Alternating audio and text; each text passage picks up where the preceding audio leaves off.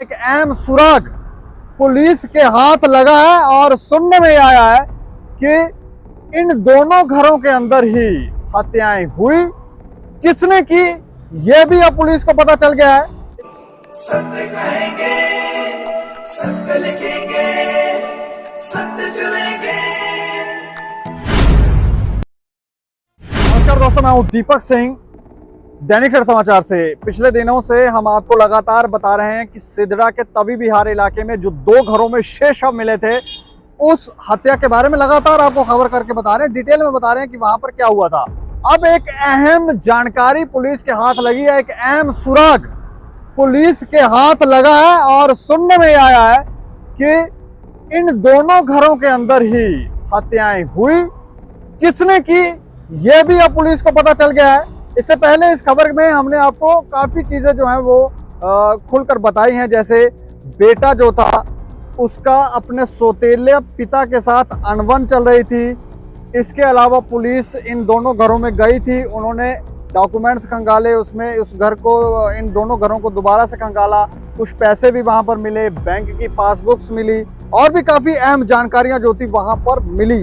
लेकिन अब एक अहम सुराग पुलिस को लगा है और ये इस खबर में हम आपको बताने जा रहे हैं। सिदड़ा के तवी बिहार इलाके में दो घरों से मिले 6 लोगों के शवों के मामले में पुलिस को अहम जानकारियां हाथ लगी हैं। पुलिस को लगभग सब कुछ साफ हो गया है, बस इस मामले में खुलासा करना बाकी रह गया है। जांच के दौरान पुलिस को उस व्यक्ति का पता चला जिसने घर में गड्ढा खोदा था।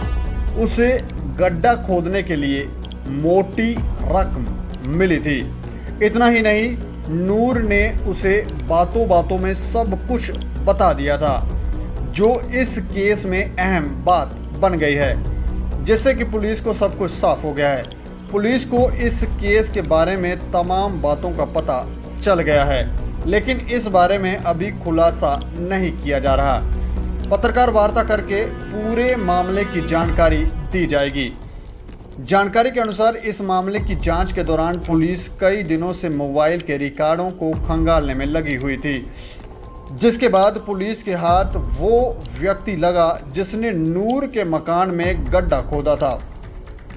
पहले तो उसने पुलिस को पूछताछ के दौरान बताया कि पानी को जज्ब करने के लिए गड्ढा बनाया गया था। उसने पुलिस को पूछताछ के दौरान बताया कि जिस दिन शव बरामद हुए उससे 4 दिन पहले उसे गड्ढा खोदने के लिए कहा गया था।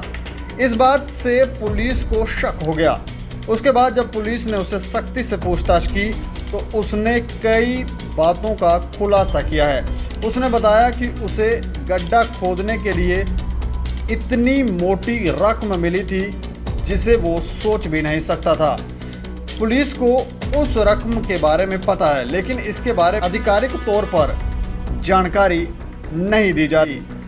मान लिया जाए कि करीब 1 लाख रुपया दिया गया था। उसने पूछताछ के दौरान यह भी बताया कि उसे बातों बातों में सब कुछ बता दिया गया था, जिससे पुलिस को मौतों के कारण तथा बाकी बातें साफ हो गए हैं। इतना ही नहीं, उसने बताया कि नूर पूरी तरह से सकीना के परिवार पर निर्भर था। वो कश्मीर में अपने परिजनों के पास भी नहीं जाता था। दूसरी तरफ सकीना का परिवार नूर पर निर्भर था। इस तरह से दोनों पक्ष एक दूसरे पर निर्भर थे। आपको बता दें कि तवी बिहार के लेन नंबर 32 स्थित 52 वर्षीय नूर उल हबीब पुत्र हबीब उल्ला निवासी बरजूला श्रीनगर के मकान मालिक नूर उल हबीब के अलावा 60 वर्षीय सकीना बेगम, पत्नी गुलाम हुसैन निवासी मरमत डोडा, सकीना बेगम की पुत्री 32 वर्षीय नसीमा अख्तर और 18 वर्षीय सजाद अहमद पुत्र फारूक अहमद मागरे निवासी परानू बाला भद्रवाह के शव मिले थे।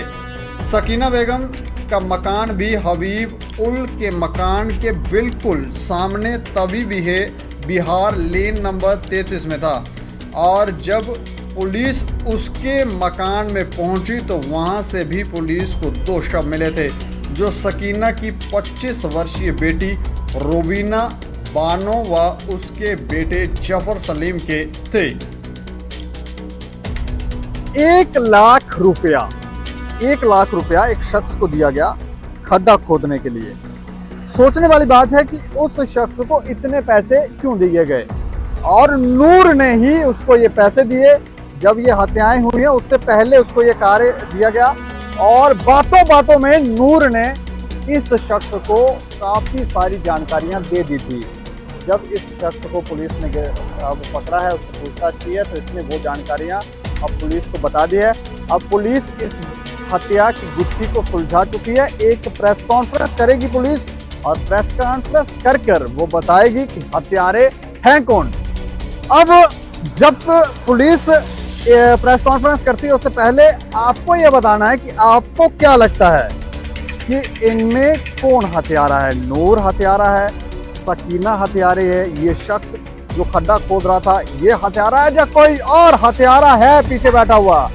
इस खबर के ऊपर आप जरूर प्रतिक्रिया रखें और देखते रहें दैनिक क्षण समाचार। मुझे और मेरे सहयोगी को दें इजाजत। नमस्कार।